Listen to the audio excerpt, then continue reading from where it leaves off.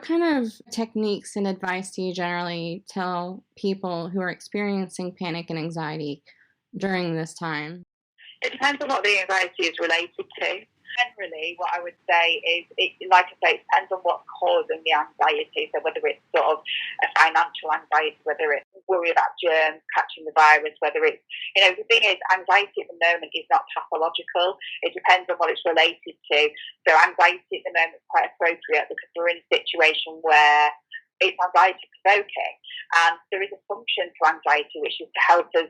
It sets on a stress response, which is it's thrown into survival mode. That's the simplest way of explaining it. So it shuts off the prefrontal cortex, and all of our energy is expended on survival. So rather than thinking about, so the prefrontal cortex is all about rational thinking and decision making and personality, and that's why people can experience changes in personality and moods when they are under extreme stress. So at the moment, the people are going to be anxious, but that is a normal response to the environment that we've got right now. When it becomes a problem is when people have a response which would be deemed as irrational under normal social and cultural expectations. However, it might seem normal to that individual based on their past experiences. So at the moment, if people having anxiety is quite well placed because we're in an unusual situation. We do need to adapt our behaviours in order to survive the corona pandemic. So actually, having a bit of anxiety is what's going to drive us to make sure that we've got enough food in the house, make sure that we're following the rules and the restrictions that have been imposed by the government. If we didn't have that anxiety and that worry, we'd just be walking out into a virus war zone, essentially. That anxiety there is what is there to protect you.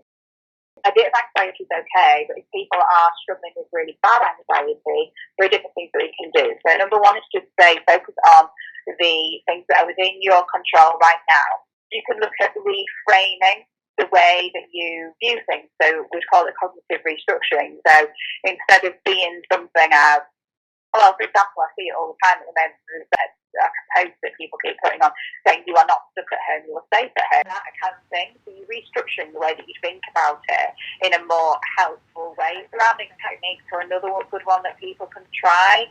So they are things that some of the quite long grounding techniques fall under the umbrella of mindfulness, but there's quite a few different things that you can do. So if you find yourself going into panic or anxiety, you can do something called 5, 4, 3, 2, 1, which is you name 5 things in the room that you can see, 4 things that you can touch, 3 things that you can hear, 2 things that you can smell, and 1 thing that you can taste. And that helps to center you back down and bring you back to the space. But what you can also do is you can create your own little kit, which basically targets all of your senses. So it could have something that you like the smell of in there. You can even have like music in there that you like, or a sound, something like the sound of, something that you like the feel of, but it might feel nice in your hand. And if you find yourself, or a nice picture, so it's basically all of your senses. So put something into this bag, and whenever you're finding yourself really struggling, you can go to it and you can pull out the picture and look at that, or you can pull out the thing that smells nice, or you can get the thing that feels nice, if that's a blanket or whatever it is, and you can, just hold that, because that can be quite grounding for you. It could be a pebble feel quite nice, things like that, so there's techniques like that, or even simply just doing deep breathing and focusing on the breath as it goes through your body. That brings you back into the moment and helps to relieve that feeling of cortisol running around your body, which is what anxiety is, really. There's a lot of cortisol in you. So it can help to reduce that.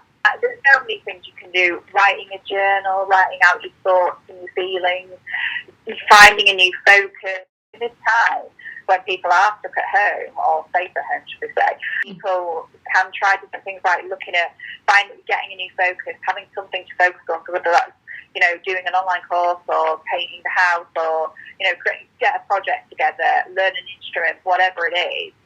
So you've got something to displace your anxiety onto, really. You can focus on that, and that can help people to get through. So at the moment, it's really about trying to manage the anxiety, because we can't get to the root of anxiety.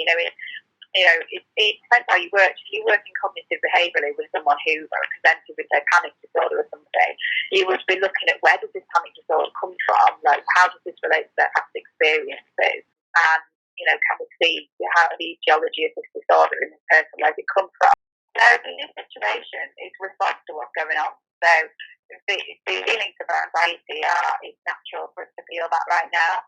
But what we have to do is, we can't go, right, what's the root cause of that? We know what the root cause is at the moment. So it's about focusing on managing those situations. But however, if it is triggering off deeper fears and anxieties that have been with you for a long time, that's when you need to be seeing your mental health professional. So and if you can't see them, you need to go see a doctor. Try and get to your doctor. You can always use like Samaritans and Mine. If you Google I need help, different services will come up for you as well. So, and also on the Mine website's really good, because if you go on there, they'll find services that are in your area. So if you're really struggling with your mental health, then you need to speak to someone a mental health professional about it.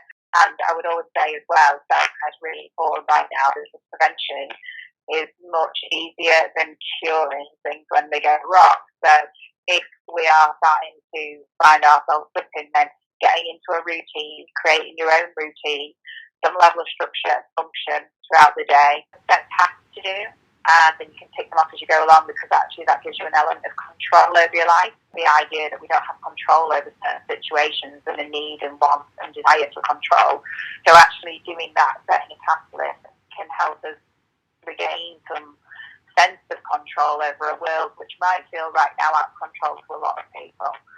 So structure, routine, and practicing mindfulness exercises and going outside for fresh air and following government regulations that you are able to go outside, like two of you, just for a walk, or just go on your own, enjoy being present in the moment while you're walking, noticing the sky and the air and what you can see around you, what you can smell, how it feels, that sort of thing at the moment is what we need to be doing to try and keep our mental health above board, really, so that we don't allow it to fall into difficulty.